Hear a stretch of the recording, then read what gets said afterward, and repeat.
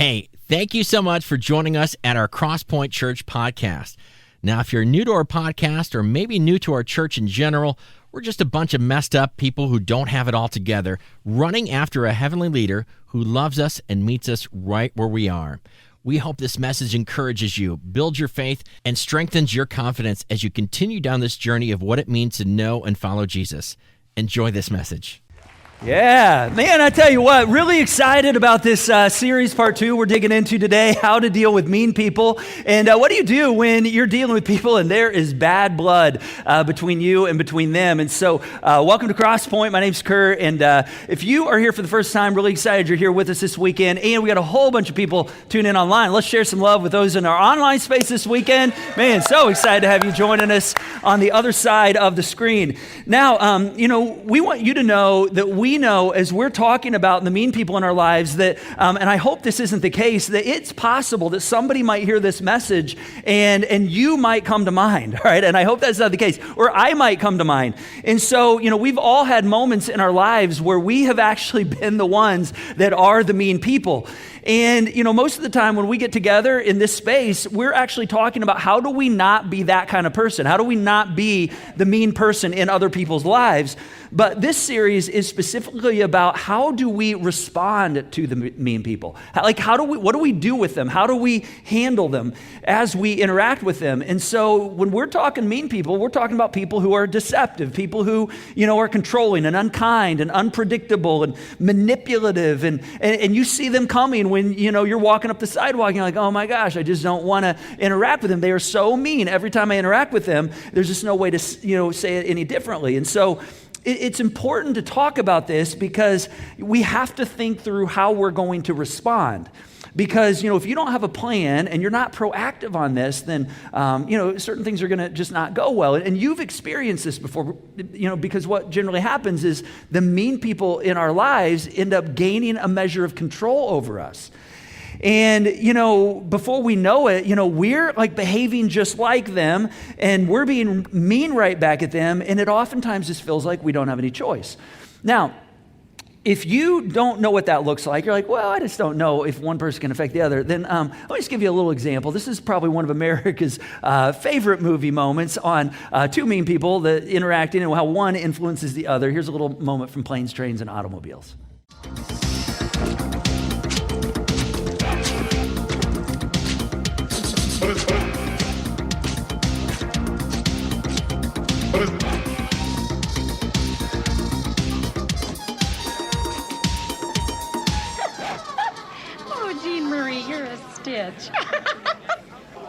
No, Mom's gonna do the turkey.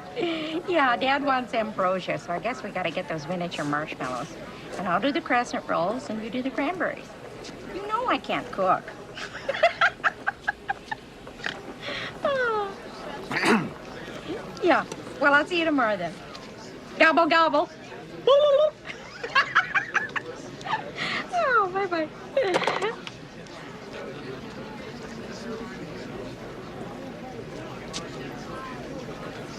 Welcome to Marathon. May I help you? Yes.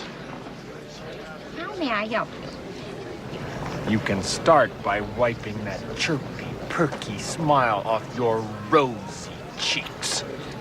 Then you can give me an automobile. A Datsun, a Toyota, a Mustang, a Buick, 4 wheels and a seat. I really don't care for the way you're speaking to me. And I don't really care for the way your company left me in the middle of nowhere with keys to a car that isn't there. And I really didn't care to walk down a highway and across a runway to get back here to have you smile in my face. I want a car right now. May I see your rental agreement? I threw it away. Oh, boy. Oh boy, what? You're screwed. Oh, perhaps we've been there on either side of that. I told you the first part of a story last weekend about a moment when our family was out on the West Coast and we were traveling, and we spent 4 days at Yosemite camping. And for some of us, it was really exciting. Some of our family didn't like it so much. But, we slept in a tent and we ate around, a fire and cooked on the fire. And we, pretty much were outside all the time. And we smelled like smoke. Everything smelled like smoke. So when we went back to the city, we checked into a hotel and everybody's looking for, a hot shower and a good bed for the night. We got there about 10 o'clock at night.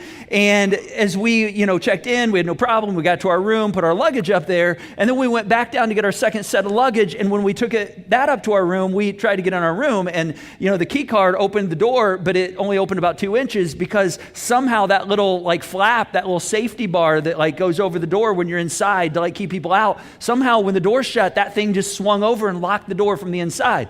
And so if you were here last week and you heard a bit of this story, I'm going to share just a couple of the details here. And so we were stuck, and our stuff's on the other side of that door, and we can't get to it, and there's no way to get in the room. I mean, it's made to be that way. And so, went down to talk to the manager, and he kind of acted like that lady right there. He didn't really pay attention to the fact that we were kind of in distress, and he's like, well, sir, you're going to have to wait. And I'm like, hey, my whole family, I got 6 of us up in the hallway. We look homeless. We got all these bags that have, clothes, and it smells like smoke. And he just kind of kept blowing me off and then laughed at me. And he said, sir, I think this is like an operator error. You obviously don't know how to work the door. And I just felt like he was being really mean. And so, we kind of went back and forth, and my attitude kind of went downhill. He said, hey, go back to the room. We'll be up shortly to get you in the room. Went back up after 15 minutes, 20 minutes, never showed up. So I'm getting agitated. I go back down to talk to him again. He's agitated. Eventually they put us in another room, and kind of to make a long story short, we're sitting in that room waiting for someone to come open the door now for, hour and a half, 2 hours, because we can't do anything and we're stuck. We can't leave the hotel because our luggage is in the room, and, we can't get showers. We can't do anything. It's after midnight now. Everybody's grumpy.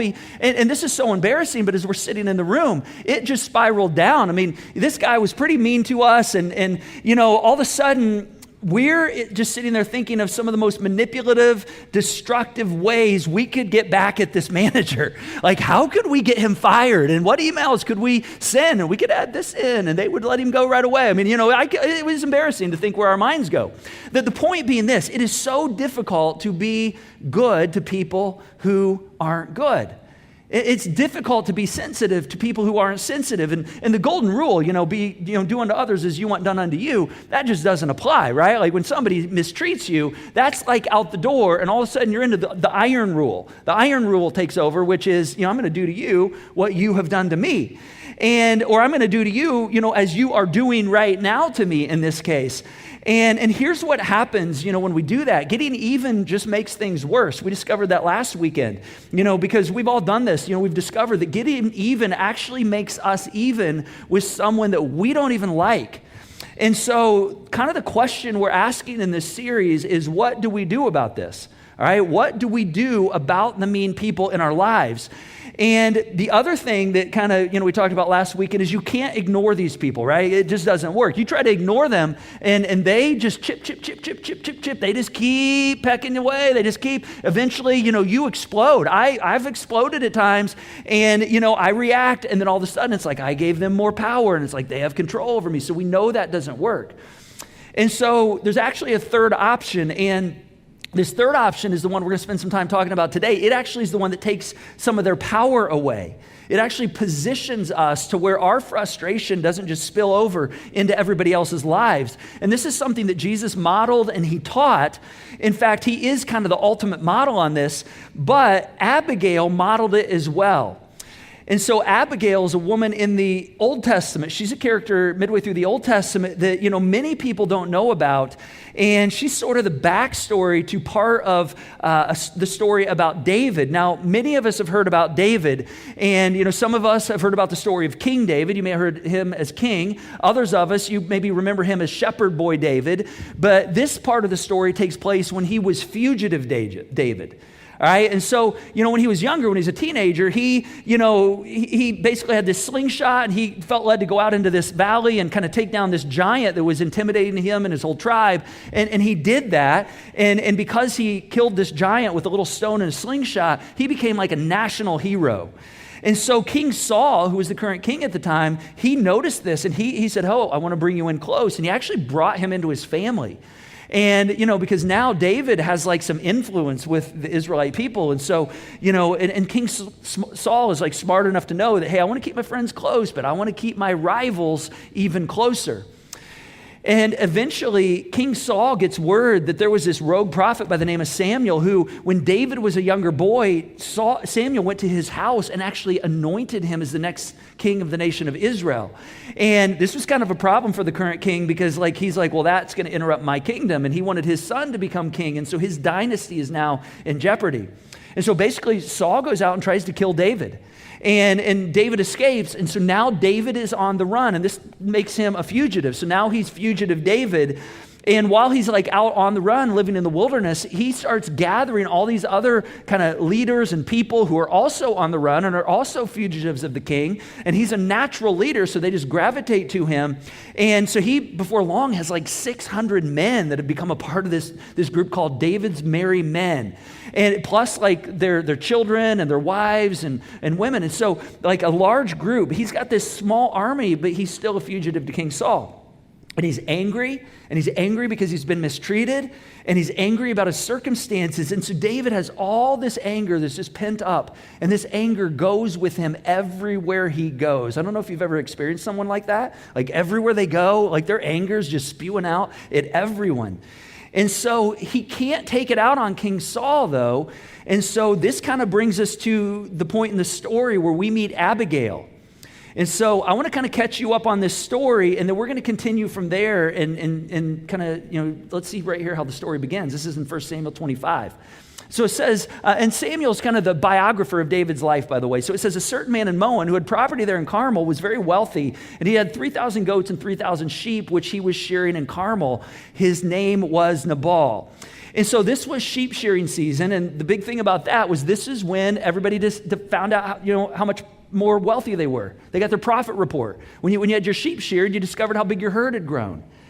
And so it says this man's name was Nabal, and his wife's name was Abigail.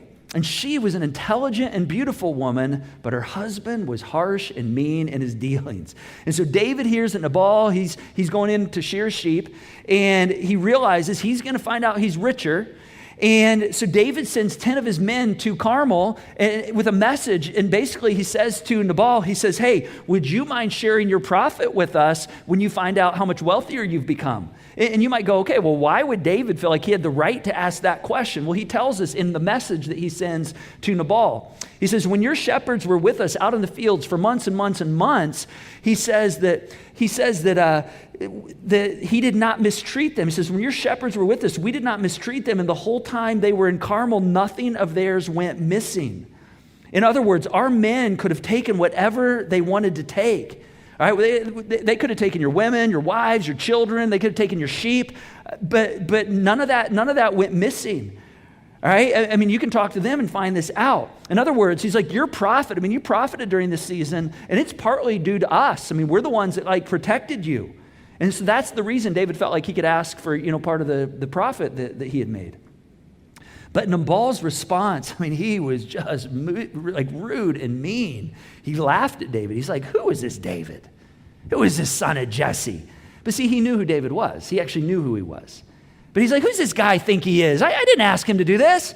He's like, nobody asked him to do this. This guy's an outlaw. He's running from the king. He's an outlaw from the king. I don't know who he thinks he is. I mean, we didn't need his help. We could have done this on our own. Nobody asked you, David, for anything. I don't owe this guy anything. That's the message. Go back and take that to the king. And so David's men, it says, turned around and went back. But when they arrived, they reported every word of that message back to David. And if you're here last week and you heard David's response, which is right here, he goes way over the top. It says, David said to his men, each of you strap on your sword. So they did, and David strapped on his as well. About 400 men went up with David. Now, as we said last time, this was like an overreaction of epic proportion right here. All right, there's going to be a massacre, and it's David's riding along, and he's headed, in Nabal's direction. I mean, just like many of us do, he's beginning to build up a head of steam. He's beginning to justify why he's going to do what he's going to do, and he's not 100% sure that this is the right thing to do, but he's trying to convince himself, no, this is what I should do based on how I got treated right here. I don't know if you've ever done that or not. You don't have to raise your hand, but we've all probably done that at some point. And so he builds up this head of steam, and he basically is like, it's been useless. He's just kind of muttering, it's been useless. This is just ridiculous. All my watching over this fellow's property in the wilderness so that nothing of his was missing. In other words, all that I've done for him. I mean, we spent so many sleepless nights protecting his herds. I mean, all the ways we could have taken advantage of them and we didn't. And what has he done for me? You know what he's done for me? He has paid me back evil for evil. That's what he's done. And then he brings God into the equation. He says, may God deal with me, be it ever so severely, if by morning I leave alive even one male of all who belong to him. He's basically like, hey, I'm going to go in and we are going to annihilate Nabal. We're going to annihilate his family. We're going to take all his servants out. He says, nobody treats me this way and lives. He's going to pay for it. And you read this story and you're like, oh, okay, seriously, David, is this really where we need to be going, right? Can we just put the pause button? But if you know anything about David, and if you know anything about how he acts and behaves, you know this is exactly why this is happening this way. So he's riding along, he's powering up, he's about ready to trade evil for evil with King Saul, but King Saul is untouchable, and so he's found someone else that he can take his anger out on, and that's pretty much where we left off last time. So let's continue the story here. All right, in the meantime, while this is all taking place, it says one of his servants told Abigail, that Nabal's wife, David sent messengers. And they're like, hey, Abigail, you weren't here. You didn't know this happened. This was Nabal's wife. I know it probably would have gone different if you would have been here. But David sent messengers from the wilderness to give our master his greetings. But our master, he hurled insults at them. I mean, he was so mean to them. Yet these men who came to us, they were good to us. They did not mistreat us. And the whole time we were out in the fields near them, nothing was missing. Now, this is fascinating. He goes on, he says night and day. He says night and day. He says, they were like a wall around us. Nobody could touch us. We were herding our sheep near them. Now think it over. See what you can do. He's speaking to Nabal's wife right here. He says, see what you can do because I think disaster is hanging over us. I mean, this servant has realized, man, things are not good. Our master and his whole household, we're going to get annihilated. And then I think he probably quiets his voice right here because I don't think he would have said this very loud. He's like, he is such a wicked man. No one can talk to him. But it says Abigail acted quickly. Now, here's what Abigail does. This is so fascinating right here. She assembles a caravan of food donkeys. All right? Now, you've probably heard of food trucks, right? Anybody heard of food trucks? Food trucks, right? This food truck, yeah. Now, here's a food donkey. This is the first century food truck right here. It's a food truck. It's an ancient food truck. And what she does, how about the graphics team right there? Food donkeys, how about that? Let's give a round of applause to the graphics team. Yeah, so she loads these food donkeys up with probably 1,000 loaves of bread, figs, cake, wine. She knows she has about 400 of David's merry men's mouths to feed right here. And it says this, it says, she told her servants, this is brilliant right here. She told her servants, go on ahead, I'll follow you. But she did not tell her husband what she was up to. Meanwhile, while this is happening, David comes out of the mountain. And with David are 400 of his warriors, his merry men, and they are ready for battle. And he's just muttering to himself. He's building his head of steam. He's trying to justify why he's about to do what he's about to do, even though he's not 100% sure this is the right thing. But he's like, I'm going to do this. And he walks out of this ravine, out into the open plain. And what does he see when he gets out in the open? He sees a caravan full of food items. And in the front of this caravan is this beautiful woman. And it totally messes with his mood. Totally messes with it. I don't know if you've ever had this happen before, where you've got your speech perfectly planned out. You're going to go let somebody have it. And then something happens and somebody does something kind for you. And you're like, oh man, I was all ready. I was perfectly mad. I was ready to unload on them. And this caravan of food ruins it for him right here. In fact, here's what it says next. It says, when Abigail saw David, she quickly got off her donkey and bowed down before David with her face to the ground. Now this is again brilliant right here. She begins to speak to David, and she talks about the man that she believes that and hopes that he's going to become that he has not become yet. All right, she actually forecasts the future right here. She talks about this person, almost like it's already happened, but David hasn't become this person yet. All right, it says that she fell at his feet and said, "Pardon your servant, my Lord. Let me speak to you." In other words, just give me a moment. Let me share what's going on right here and hear what your servant has to say. "Please pay no attention, my Lord." She's speaking to David, "to my husband Nabal." All right, that wicked man Nabal. He is just like his name. His name literally means folly, fool. Folly goes with him. She's like, "David, you're not wrong about my husband. He is a mean man. You've got that right. But as for me, your servant, I did not see the men when they came to our house. I didn't see them. Those 10 messengers you sent. If I would have been there, perhaps I could have persuaded them, but I didn't even know about that. That's not my fault that my husband was so mean to them." But then here's what she does next. This is so powerful. She says, "And now, my Lord, as surely as the Lord your God lives and as you live, since the Lord has kept you from bloodshed and from avenging yourself with your own hands." And David's like, "He did?" And she's like, "Oh, yeah, he did. That's what he did." All right. In other words, David, you're not the kind of person who's going to avenge like helpless, defenseless people, right? You're not going to attack anybody that's defenseless, are you? See, she's giving him credit for something that he's not yet become. All right. He's ready to annihilate them. She's like, "But you wouldn't be that kind of person. I know you're a better person than that. I know you are." He's like, "Oh, I didn't know I was that kind of person." And she says, "And let this gift, this food caravan, let this gift which your servant has brought to my Lord be given to the men who follow you." The 400 warriors you just brought up. Again, this completely ruins his plan right here. How do you justify slaughter and pillage when you have somebody ready basically to give you the very thing you're going to steal? She said, "The Lord your God will certainly make a lasting dynasty for my Lord because you, David, you fight the Lord's battles." He's like, "I do?"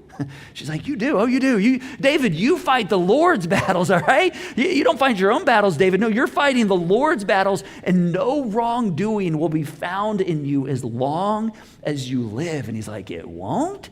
And she's like, "Oh, no, because you're not going to do what you think you're going to do." She's trying to forecast the person she wants him to become. She goes on, she says, "Even though," and she's referring to Saul right here. All right, everybody in the region would have known what was going on between David and Saul. All right, everybody would have known David was a fugitive running from the law. "Even though someone," meaning Saul, "is pursuing you to take your life, the Lord will," and she uses some Hebrew imagery right here, some interesting imagery. The life of my Lord will be bound securely in the bundle of the living by the Lord your God. And you're like, what in the world does that mean? Here's what she's saying right here. She's saying, David, listen, somebody's trying to steal your life. We all know that. All right, but your life, think about this, your life is tucked away securely in your heavenly Father's wallet. Like that's where he holds you. All right, another way to think about it, your life is tucked away securely at the bottom of a lady's purse. All right, it's safe, man. Nobody's going to find it in there. It is safe and secure. And then this is my favorite part. This next part is just amazing because she takes David back to his 15-year-old self. All right, she takes David back to his 15-year-old self when he faced Goliath in the valley. Now, if you were here last time, we talked about how this sword that David is carrying around, you know whose sword that is? That's Goliath's sword. When David took this giant of a man, the Philistine, down with a little pebble and a slingshot, he actually took Goliath's sword. So he has Goliath's sword. I don't know if he's wearing it on his back. We don't know if it's on his mule, but Abigail sees it right here. And she says, "But the lives of your enemies, he, God, will hurl away as from," and look at this right here, "the pocket of a sling." She's like, David, remember God. David, just remember back. Remember how faithful God was to you in this moment. Remember when you went headstrong down into that valley after that big giant Goliath? Nobody thought you could win. I mean, you weren't a warrior. You didn't have a sword. You weren't ready for battle. I mean, all you were doing was what you felt like God had called you to do. And yet, do you remember how God defended you? Do you remember how God came through for you? David, you don't need to get even right here. David, you don't need to do evil for evil right here. Just remember, man, I don't know if there's anybody on the planet that could say that God is with you the way God is with you. And then she speaks into his future and she asks him a question. Again, this is a really good question. This is a question we asked last week. We asked this question quite a bit around here at Crosspoint. And she asks it kind of without knowing she's asking it. And so here's the question. She says, David, what story do you want to tell when this whole moment right here is nothing but a story that you tell? Meaning once we're a few years down the road, what story do you want to tell? Because right now, you're in a season of your life where you're fugitive David. But remember, you're anointed the next king of the nation of Israel. And God's not going to relent on that promise. He's going to be faithful to that promise. And so when you're the king, and when you look back at this season in your life, what story, David, do you want to tell? In fact, here's her words. Here's the way she put it. She said, when the Lord has fulfilled for my Lord every good thing he promised concerning him and has appointed him ruler over Israel, my Lord will not have on his conscience the staggering burden or the needless bloodshed or of having avenged himself. David, isn't that a better story? Don't you want to realize that in this season when, man, you just went way over the top and you weren't 100% sure this is what you should be doing, but you were full steam ahead on it, don't you want to know that you were able to take a step back? And it's in this moment that David comes to his senses because he's about to act out and get even with someone that he doesn't even like, but he's going to become like them. And it says, David said to Abigail, praise be to the Lord, the God of Israel, who sent you today to meet me. May you be blessed for your good judgment. In other words, man, I didn't have a lot of good judgment right here, but Abigail, you had such good judgment. I'm so thankful God intersected what I was about to do, this decision I was about to make right here with you, and for keeping me from bloodshed this day and from avenging myself with my own hands. I have heard your words and granted your request. Man, I tell you what, at some point in our lives, we all need an Abigail in our life, right? We need somebody like that right there. We need somebody who can talk us down. We need somebody who can change the narrative. We all need an Abigail. And when she shows up or when he shows up, we have to be willing to listen. In fact, some of us, if we're honest, when we think about some of our biggest regrets in life, we could have probably been spared by those regrets and avoided those regrets if we just would have listened to the Abigails in our lives.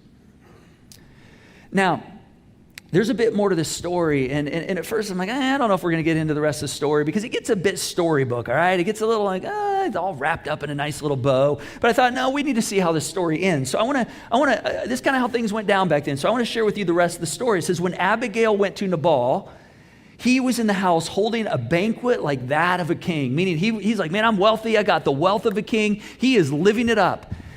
And it says he was in high spirits. He was so happy and he was very drunk. So she, meaning Abigail, told him nothing until daybreak.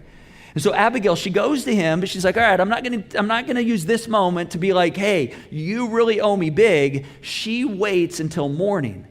And so it says, then in the morning, when Nabal was sober, his wife told him all these things, and his heart failed him when he realized just how close he had actually come to being executed and losing everything that he had. And it says he became like a stone. And about 10 days later, the Lord struck Nabal down, and he died. And then here's the storybook ending.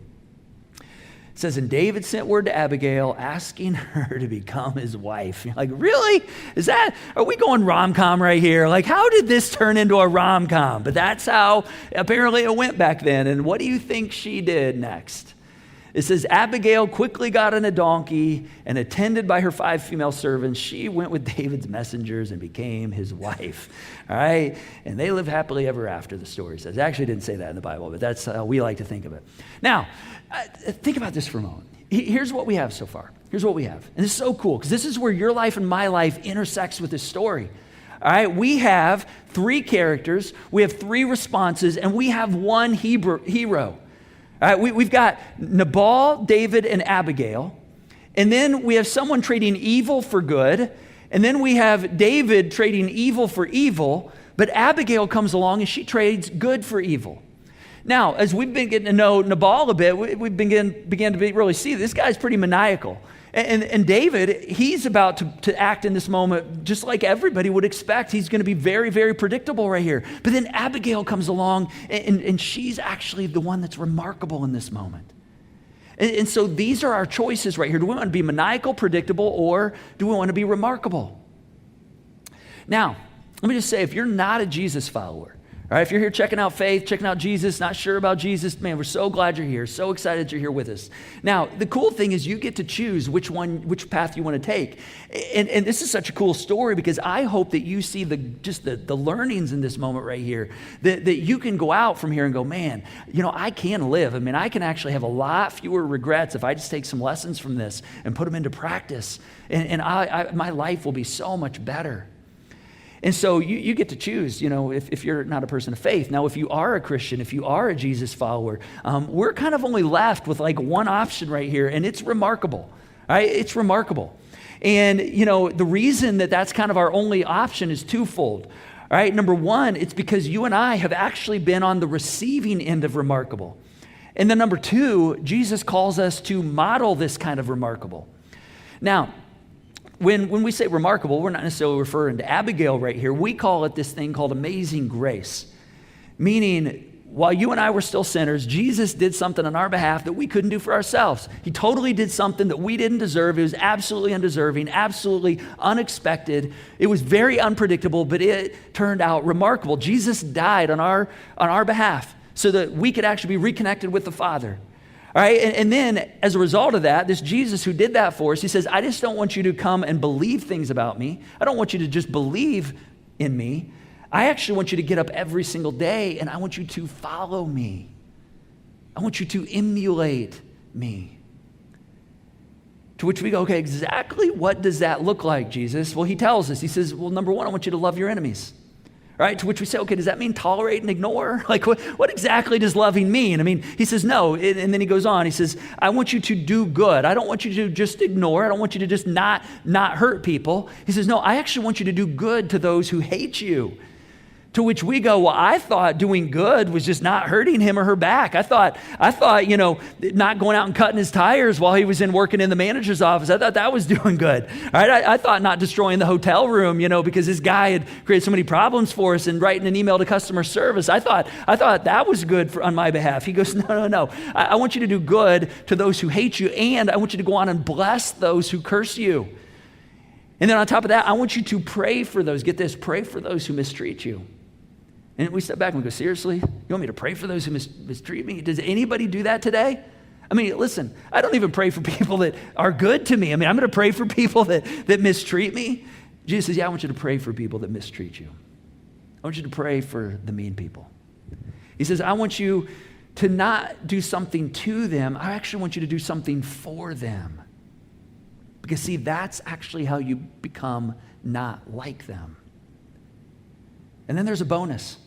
He says, because see, when you do for them what they don't deserve, and when you pray for them, and when you do good, even though it's so undeserving, you actually become like your Heavenly Father.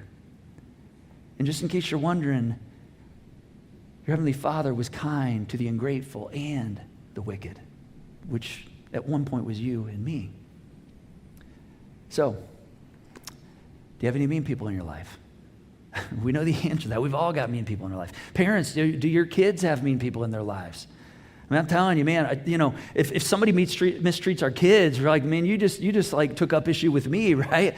And so, what would it look like in those moments to do good in your circumstances with those who hate you? To do good with those who mistreat you, to exchange good for evil. As that moment in the hotel room when our family was, in the midst of this like unraveling and we were becoming mean, just like this manager had kind of been mean to us and we were tit for tat, back and forth.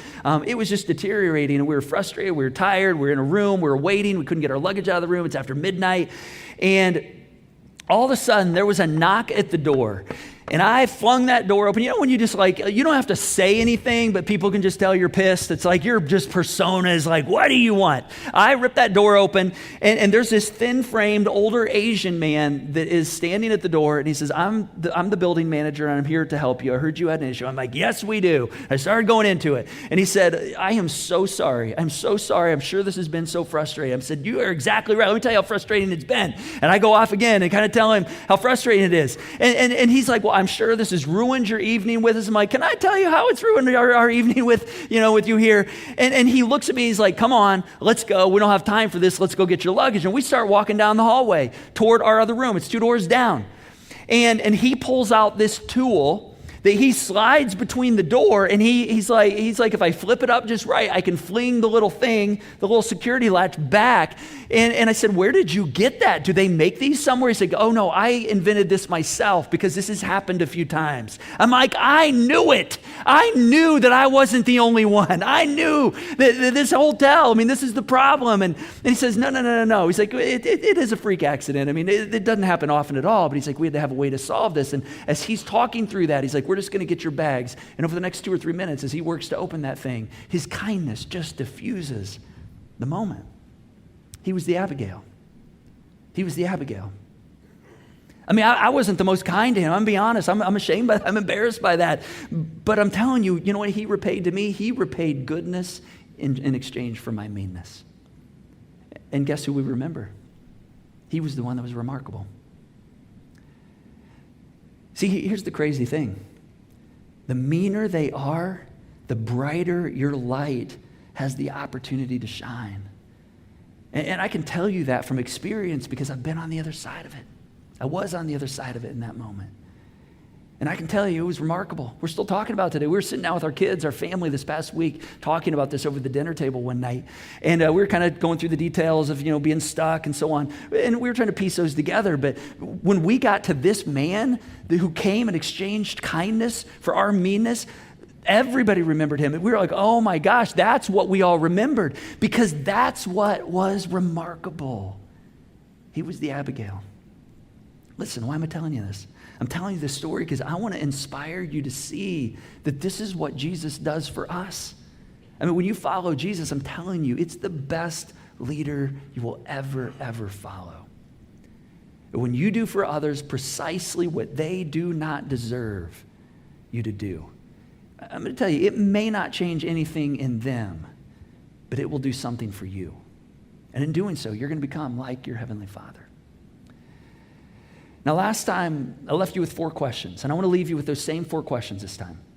And so these are some of our next steps this week. You can look at your connection card, and I want you to use these to kind of wrestle through whatever circumstance you're dealing with right now or whatever comes up this week. It's kind of your filter.